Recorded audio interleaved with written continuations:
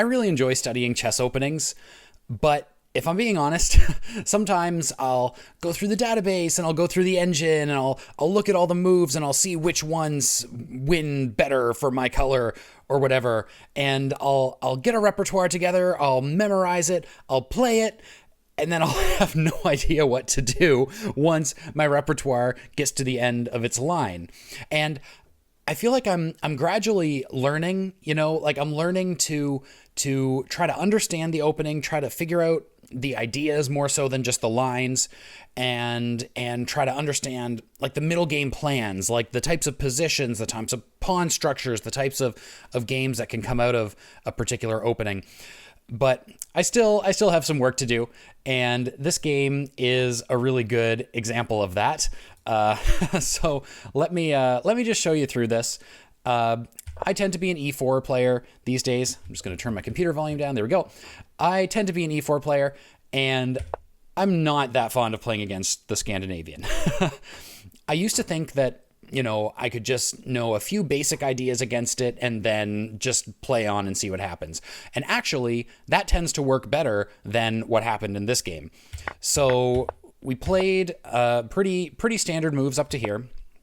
I played D4, I played knight F3, and then I remembered from a repertoire that I had put together and memorized at some point that I could chase the bishop with H3, and then further chase the bishop with G4, and that this is all theory. And I'm correct, this is all theory. However, this is where my theory ended. I actually didn't have a clue what to do with this position. And the game did not go well. So the first thing I did was this move, which just apparently completely gets rid of all of my potential advantage in the opening. And I didn't know what the plan was. I didn't know if I should still castle short, like even with this stuff going on. I thought maybe I should try to get my queen and bishop developed and castle long, but I'm always a little bit concerned about that when the queen is over on this side. This move was kind of a little bit of hope chess, to be honest. I was hoping that they would capture, and that would help me to activate my queen, and then maybe my bishop can come out and I can castle. But of course they didn't do that. They just simply developed. And so now I'm like, all right, well then what was the point of moving the bishop there? Probably should have left it and just maintained the tension, but I decided, well, I chased that light squared bishop around. I should probably capture it. That was a terrible move because now they capture with the H-pawn and this rook is opened up, which I figured, okay, I'm all right with that rook being opened up. For now, I'll just work on getting these pieces out of the way and castling, and then everything will be fine. What I didn't realize is that in this position, this pawn is pinned. And that's something that I'm actually pretty bad at recognizing still. I'm getting there, but often when I see pawns like this, I just completely dismiss any move that could potentially capture the pawn that is protected or appears to be protected, because I just always miss these pins. And I think the other thing is I'm not used to a pawn being pinned to a rook like this, because often at this point in the game, it's move 9. So in a lot of my openings by move 9, I'm castled already. And so the rooks are defending each other, or the queen is defending the rook or something. And so anyway, totally missed that the H-pawn was pinned. And so I just started working on my plans of trying to get things out of the way so I could castle. Lost that pawn. And then this is kind of where everything gradually started unraveling. I decided to move my knight here with the idea of kind of having this sneaky discovered attack on the knight. And it turns out black could actually have just moved the queen over here to f5 and then had a pretty strong attack against my f-pawn.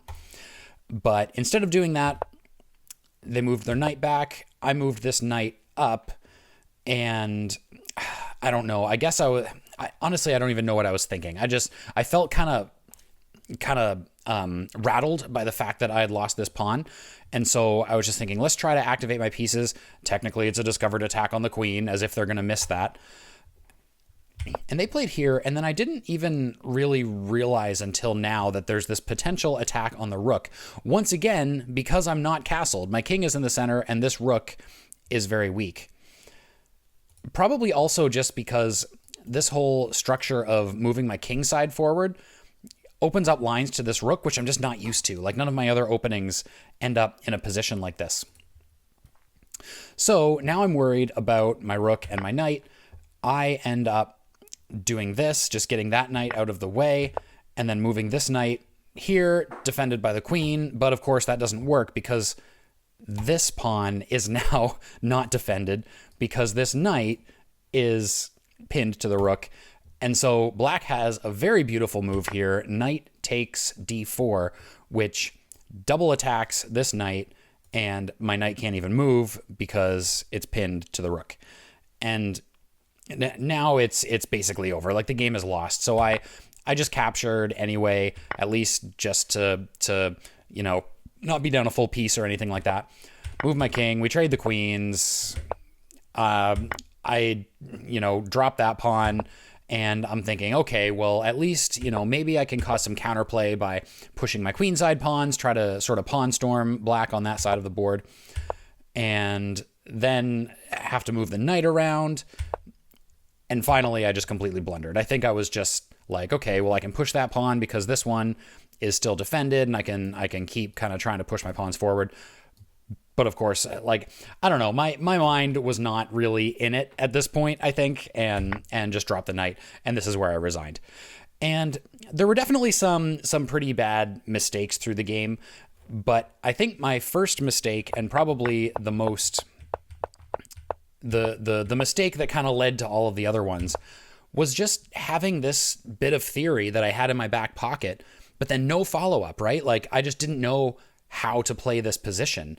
And so I made like an inaccuracy, and then I made a more significant inaccuracy or mistake, and then just didn't realize all these dangers of the various pins and so on that were happening in this position.